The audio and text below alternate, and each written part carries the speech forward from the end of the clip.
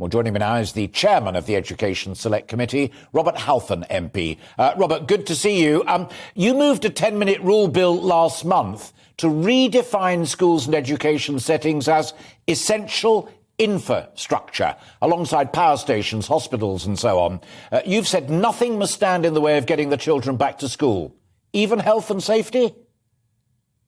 Well, it's absolutely vital that we get our children back into school and we keep our children in the school. We know the huge damage that children being away from school during lockdown has brought in terms of mental health, educational attainment, safeguarding hazards and lifetime chances. And what my bill said, and it was, by the way, it was supported not just by the current Children's Commissioner, but the previous Children's Commissioner, was that if there is any decision made about schools, the Children's Commissioner should have to agree whether or not the government should close schools or not. And there should be a separate vote in Parliament, separate from the general lockdown votes that we have had, and that also Parliament should return every 3 weeks. And we've got to make that commitment. We know that children are at low risk, thank goodness, from coronavirus.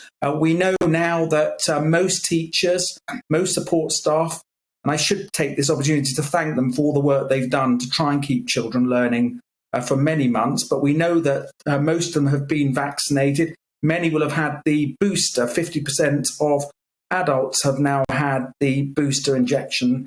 So we have to make a decision as a society. Do we continue to damage our children's lives by keeping children at home?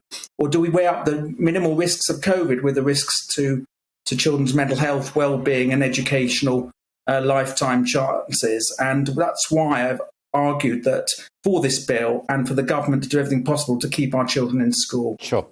I get that entirely on the health side of it, but let's talk about purely the education side.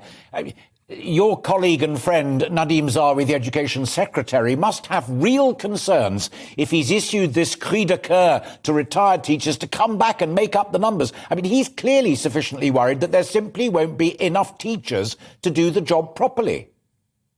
Well, the first thing I'd say is I argued since the beginning of lockdown that just as the government created a national army of volunteers for the health service, they should have established a national army for the education service. We're told that we should protect the NHS. Absolutely, I agree with that, but we should protect our children's futures too. And I'm glad that the Secretary of State has announced a campaign to get former teachers back into school as volunteers. And we could use retired Ofsted inspector, former university lecturers, other educationists as well. But I'd like a second thing to happen. Clearly, in some schools, and it's not in every school, there have been issues because of COVID, teachers being, not enough staff being in the school. So what the government should do is set up task forces with the local authorities, all the leading academies, and support them with supply teachers to try and make sure that the children are kept in school. Work with those task forces to perhaps merge schools where schools are near each other or have joint classrooms where possible. And I accept that this may not happen everywhere, but just because it can't happen everywhere doesn't mean it shouldn't happen anywhere. The priority of the government should set out a plan of action, how to keep our children in school, to make sure that we keep them learning and that they can get the catch up that they need.